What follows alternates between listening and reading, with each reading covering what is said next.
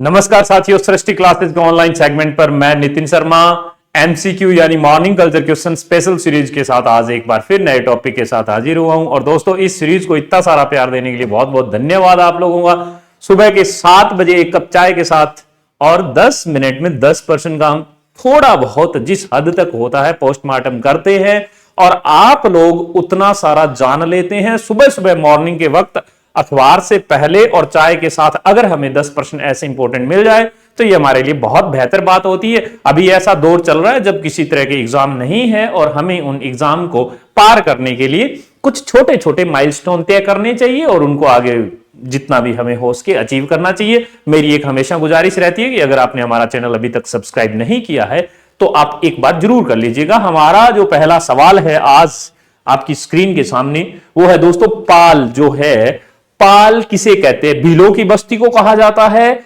या जनजातियों द्वारा की जाने वाली खेती को कहा जाता है, मीणाओं की बस्ती को कहा जाता है या शहरियों की बस्ती को कहा जाता है? मोटा मोटी बात यह है दोस्तों, कहते तो बस्ती को ही है, फिर किसकी बस्ती को कहते हैं? तो दोस्तों पाल याद रखना, पाल जो है वो भीलों की बस्ती को ही कहा जाता है। और एक और चीज याद रखना, आप जो भीलों के जो मुखिया होते हैं उनको गमेती कहा जाता है। एक छोटा सा आप ये भीलों के मुखिया को दोस्तों, भीलों के मुखिया को गमेती कहा जाता है। क्या कहा जाता है? गमेती। आप ये एक नाम और याद कर सकते हैं। अब हमारा दूसरा देखो, आप लोगों ने अगर ढंग से नहीं देखा है तो पाल किसे कहते हैं? पाल भीलों की बस्ती को कहा जाता है। अगला सवाल आपकी स्क्रीन पर है। मेरी हमेशा गुजारिश रहती है कि इस सेशन को शेयर करना मत भूलना और साथ में दोस्तों आप अपने कमेंट बॉक्स में स्कोर बताना मत भूला करो। गमेती निम्नलिखित में किस जनजाति के लोगों के नेता को कहते हैं? तो अभी अभी मैं बता के ही आया हूं दोस्तों। अगर ये सवाल आपका अब भी गलत होता है तो मैं मान के चलता हूं कि ये निहायती ठीक नहीं है। ये भीलों के मुखिया को ही हमने क्या कहा?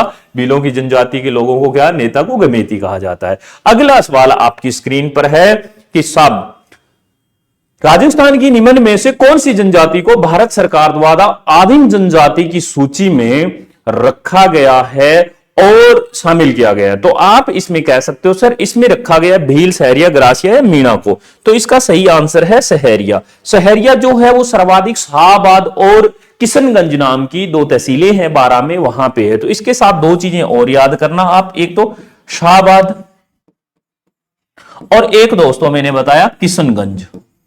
किशनगंज ये 2 ऐसी जगहें हैं 12 की जहां पर दोस्तों सर्वाधिक सहरिया है। क्या है? सर्वाधिक सहरिया है। ये एक प्रश्न आपके सुबह सुबह आपका जब माइंड रिलैक्स होता है तो ये बिल्कुल आपके दिमाग में अमृत की तरह काम करते हैं। एक बार वीडियो सुन लेने से ही यूं मान के चलो कि अगर हमारे 4-5 क्वेश्चन हमारे जहन में, हमारे भेजे में चले गए तो एग्जाम टाइम में अगर हम कई बार ऐसे टॉपिक नहीं कर पाते हैं परंतु इस वक्त का हम भरपूर फायदा उठा लेते हैं तो बहुत सारी चीजें काम आ जाती है। मैंने शाहबाद और ये दोनों देख लिया है ना। अब हम तीसरा जो है हमारा ये सवाल आगे चलते हैं अगले पे। राजस्थान में निम्नलिखित में से कौन सी तहसील में सहरिया जनजाति का घनत्व सबसे अधिक है? दोस्तों अभी अभी मैं बता के आया हूं कि ये शाहबाद और किशनगंज 2 ऐसी तहसीलें हैं। इसके साथ शाहबाद भी याद कर लेना। ये 2 तहसीलें ऐसी है 12 जिले की जिसमें सहरिया जनजाति का घनत्व सर्वाधिक है।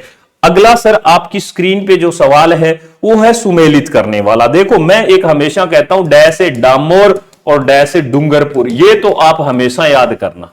ये 2 चीजें अगर आपको याद होगी ना, डै से डामोर, डै से डूंगरपुर, इतना याद करना। डामोर सर्वाधिक कहां उपलब्ध नहीं, मतलब कहां सर्वाधिक घनत्व है? तो हम कह सकते हैं डूंगरपुर में है। ठीक है सर। तो मतलब इसमें 4 सीरीज में इधर दिए हुए हैं, इधर एक तरफ शहरों के नाम दिए हुए, सहरिया, ग्रासिया, डामोर, मीणा, डूंगरपुर, बांसवाड़ा और उदयपुर, सिरोही, बारां, कोटा, जयपुर, दौसा। मैंने कहा सर मुझे डामोर का डूंगरपुर पता है, हमने एरो लगा दिया साहब। उसके बाद हमें पता है मीणा जो है वो हमारे जयपुर में सबसे ज्यादा रहते हैं। अभी अभी हम पढ़ के आए कि जो सहरिया जो हैं वो सबसे ज्यादा कहां? 12 की किशनगंज और शाहबाज में। तो ये एक साथ कोटा में नाम आ गया। हमें तो पहला अक्षर करना है। अब बच गया हमारा ग्रासिया। तो ग्रासिया जो है वो उदयपुर और सिरोही में है। अब आप अपने हिसाब से इसका ऑप्शंस देख लो भैया। मीणा जी जो है वो 4 पे हैं, सब में मीणा जी 4 पे हैं, बिल्कुल ठीक बात है। इसमें देखो सहरिया ए जो है 3 पर है, ए 3 पर 2 में आ रहा है, फिर ग्रासिया जो है वो 2 पर है, तो इसका मोटा मोटी आंसर सी पकड़ में आएगा। इतना सा तो था, इसमें कोई बहुत बड़ी, डामोर जो है वो 1 पर है, सी 3 पर है, ये मामला ठीक ठाक दुरुस्त ढंग से बैठ रहा है। ये हमारा सवाल हो चुका है। बहुत मुश्किल, मैं हमेशा ऐसे सवालों को बहुत इजी मानता हूं, कोई एक ऑप्शन पकड़ में आ जाए अगर, तो इसमें तो खैर ऐसे दे रखा है इन्होंने डी में 4 4 4 4, पर अगर इसके अलावा कहीं और पकड़ में आ सकता था, जैसे मैं आपको कहूं मीणा तो जयपुर एरिया में, मान लो इसका नहीं पता होता, आपको डामोर का डूंगरपुर पता था, क्योंकि ट्रिक है हमारी, डामोर डूंगरपुर में सर्वाधिक है, हमने इनको देखा और फिर हमें पता चला 2 आ गए हैं साहब, अब एक ऑप्शन और ठीक करने की आवश्यकता होती है, इतने में हमारा सवाल सही हो जाता है। अच्छा, अब हम देखते हैं ग्रासिया जनजाति के गांव को मुखिया को क्या कहा जाता है? तदवी, कोतवाल, मुखी, पटेल। देखो इसके ऑप्शंस ही गलत हैं। देखो मैं आपको बताता हूं, जो ग्रासिया जनजाति के जो मुखिया होते हैं उनको सहरोल बोला जाता है बेटा, कोई भी एक ऑप्शंस काट लो, इसमें ये कुछ गड़बड़ हुई होगी, इसके मुखिया को सहरोल कहा जाता है। ग्रासिया जनजाति के मुखिया को क्या कहा जाता है? सहरोल कहा जाता है। ये आप थोड़ा सा बात याद रखना, ये मुरवया नहीं है, ये मुखिया है, मुखिया। ठीक है, तो आपने ये भी देखा। अब हमारा अगला सवाल जो है उस पर चलते, मारवाड़ क्षेत्रीय जनजाति विकास बोर्ड का मुख्यालय स्थापित किया गया, ये सिपित नहीं है दोस्तों, ये स्थापित किया गया है, स्थापित किया गया या किया जाना प्रस्तावित है, जोधपुर में, पाली में, बाड़मेर में, उदयपुर में। दोस्तों इसका जो है ये जोधपुर में रहेगा, मांडा संकुल और बिखरी जनजाति के लिए है। ये क्या है? ये मांडा संकुल और माडा सकुल है, ये वह बिखरी जनजाति के लिए जोधपुर एरिया में है। तो बस यही है हमारा मारवाड़ क्षेत्रीय जनजाति विकास बोर्ड। ये काफी इंपॉर्टेंट प्रश्न है, आपको किसी न किसी एग्जाम में मिल जाएगा। 2 फरवरी 2021 को आप कह सकते हो, इसकी जो तारीख है 2 फरवरी 2021 को ये स्थापित किया गया है। ठीक है सर, अब इसमें हमारा अगला सवाल जो है वो हम देखते हैं, बीजा व माला राजस्थान की किस जनजाति की शाखा है? बीजा और माला की अगर आप बात करोगे तो सर ये 2 जो जातियां हैं, ये सांसी की है, डामोर की है, या सहरिया की है, या कंजर की है। आप लोग बिल्कुल जानते हैं सर ये दोनों सांसी की है। और इसके साथ साथ आप इसमें ये याद रखना, ये सर्वाधिक बहुल्य क्षेत्र कौन सा है? तो आप कहोगे सर भरतपुर व झुंझुनू। 2 ऐसे जिले हैं राजस्थान के जिनमें सर्वाधिक जो है ये सांसी जो जाति है। कहते हैं कि एक सांसमल नाम का व्यक्ति था, उससे यह जाति जो है, सांसमल जो जाति है, ये वहीं से स्टार्ट हुई है। अच्छा, एक चीज याद रखना कि ये जो है ये जनजाति होते हुए भी ये किस में आती है? एसटी में नहीं आती है दोस्तों, ये एससी में आती है। ये शेड्यूल कास्ट कैटेगरी में आने वाली जनजाति या जाति है, ये जनजाति ट्राइबल कैटेगरी में आने वाली नहीं है। अगला देखते हैं सर, सवाल हमारा स्क्रीन पर 9वां, भील जनजाति द्वारा पहाड़ी ढालों पर की जाने वाली स्थानांतरित कृषि को क्या कहा जाता है? दजिया, चिमाता, दीपा दहिया तो हो नहीं सकता।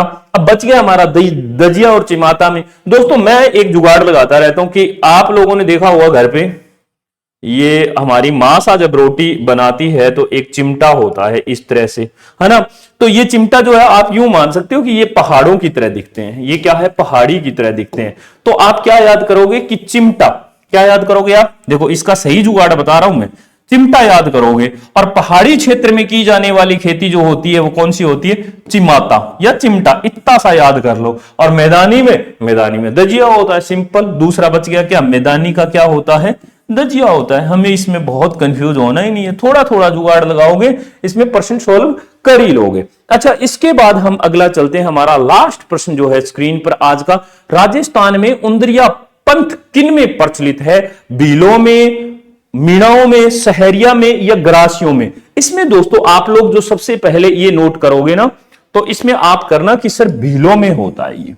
ये किस में होता है? ये भीलों में होता है। और यही उंदरिया पंथ किन में होता है? तो भीलों में होता है। अब हमारी अगली स्लाइड, जैसा कि हमारी रवायत है, हम लास्ट में आके यही बोलते हैं कि साहब 10 बटे में आप कितना प्रश्न करके जाते हैं, कमेंट बॉक्स में जरूर बताया करो, हमें बड़ी खुशी होती है। और साथ में रिमार्क, कुछ फीडबैक दे दिया करो, इससे अच्छा लगता है। कमेंट वेमेंट किया करो।